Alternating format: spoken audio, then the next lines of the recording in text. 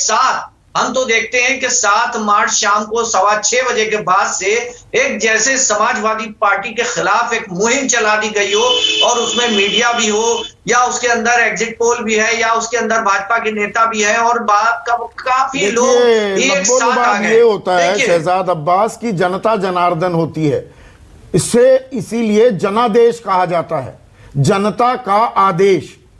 और ये जो आंकड़े हम दिखा रहे हैं ये जनादेश है। एक जानकारी और देता हूं सदी। हाँ।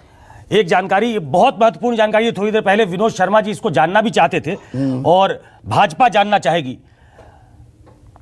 वाराणसी दक्षिण, जहां काशी विश्वनाथ का मंदिर है जिसको बहुत भव्य बनाया गया है, वहां से बीजेपी के उम्मीदवार नीलकंठ तिवारी 6000 वोटों से पीछे चल रहे हैं।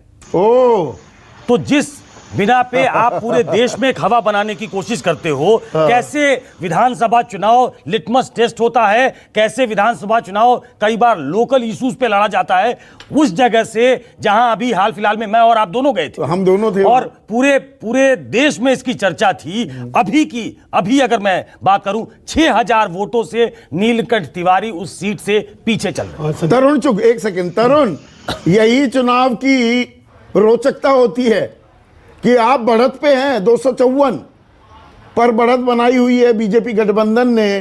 काशी में आपके उम्मीदवार 6000 मामूली अंतर नहीं होता है, शुरुआती दौर में पीछे चल रहे हैं। ऐसा है कि आपका जो आंकलन आया है, क्योंकि नीलकंठ तिवारी जी वाली जो सीट है वो हमेशा ही 2000 वोट से ही अधिक से अधिक 5000 वोट से हम जीतते आए। यहाँ कड़ा मुकाबला होता है, ये कांग्रेस का पुराना गढ़ है, फिर उसके बाद ये सपा का गढ़ बना, और अभी आप इसके आखिर तक जाइएगा तो ये आखिर में 2-3 हजार वोट से हम जीतेंगे। क्योंकि मैंने संजीव, आप काउंटर करना चाह रहे हैं कि ऐसा नहीं है, और विष्णु भी कुछ कहना चाह रहे हैं। तरुण जी यहाँ एक जानकारी है, सुधारना चाहूंगा। ये जो सीट है, इस सीट पर नीलकंठ तिवारी तो पहली दफा लड़े हैं, पिछले 7 बार से ये सीट आपकी सीट रही, श्यामदेव राय चौधरी की, बीजेपी की, और ये 8 बार जीते हैं भारतीय जनता पार्टी ने इस सीट। और इसी सीट पर काशी विश्वनाथ का मंदिर अवस्थित है, इसी सीट के दायरे में आता है। 600 करोड़ का प्रोजेक्ट वहां, और बड़ा बढ़िया मंदिर बनवाया है प्रधानमंत्री ने वहां पर, और उत्तर प्रदेश की सरकार ने। बहुत अच्छा है सब कुछ। विष्णु अभी हमारे साथ वरिष्ठ पत्रकार विष्णु, ये जो तस्वीर है, अगर हम 5 राज्यों की बात करें, बीजेपी अब ऐसी बढ़त बना ली है, अब ये कहा जा सकता है उत्तर प्रदेश में कि कोई बहुत ही चमत्कार ही हो जाए, इतना बड़ा उलटफेर हो जाए कि समाजवादी पार्टी जो बहुमत के आंकड़े से भी अब लगभग 90 सीट नीचे है। तो यहाँ पर साफ कहा जा सकता है इतिहास दर्ज होगा। 1985 के बाद कोई सरकार फिर से सत्ता पर काबिज होगी, रिपीट परफॉर्मेंस देगी। उत्तराखंड में भी 20 सीटों का अंतर, मणिपुर में 29 सीटों के साथ सरकार बनाती दिख रही है बीजेपी।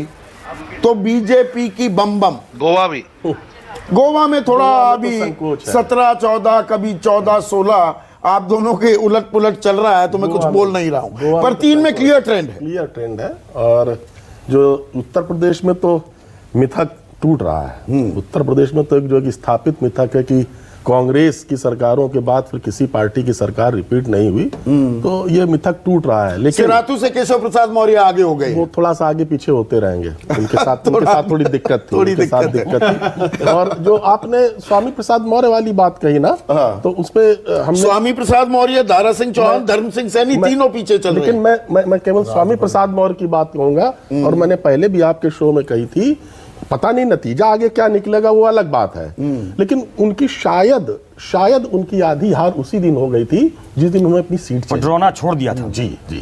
तो इससे उनका जो समर्थक है उसमें कोई बहुत अच्छा संदेश नहीं गया। अपनी सीट छोड़ने का मतलब है कि आपने पहली ही लड़ाई में अपना आत्मविश्वास बढ़ा दिया। तो वो और इसमें एक और दिलचस्प जानकारी मैं आपको दे दूं कि पिछली दफा 2017 में 46 सीटें ऐसी थी जो 5000 या 5000 के कम के अंतर से उनका फैसला हुआ था यूपी में। तो 46 तक के आंकड़े पर अगर फासला 40-50 तक होता तो I would have held my horses.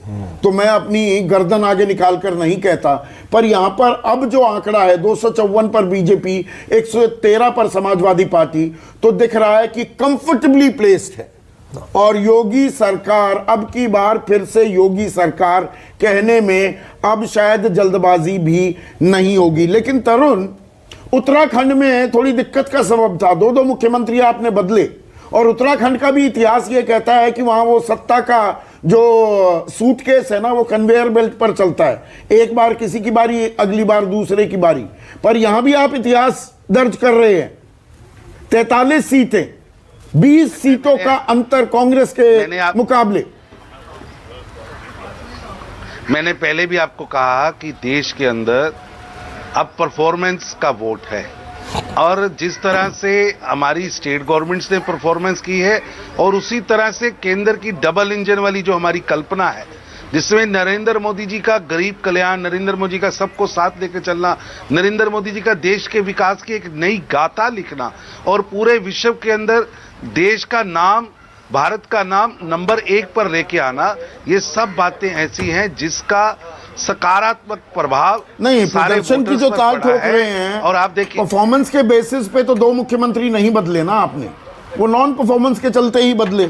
ऐसा है ना, ऐसा है कि आप ये तो सोचिए कि एक ऐसी जीवित पार्टी है जो पार्टी उसको लगता है कि जनता को ज्यादा परफॉर्म करवाना है, तो उसके लिए हम अपने मुख्यमंत्री को दूसरा काम देकर दूसरा मुख्यमंत्री लाते हैं।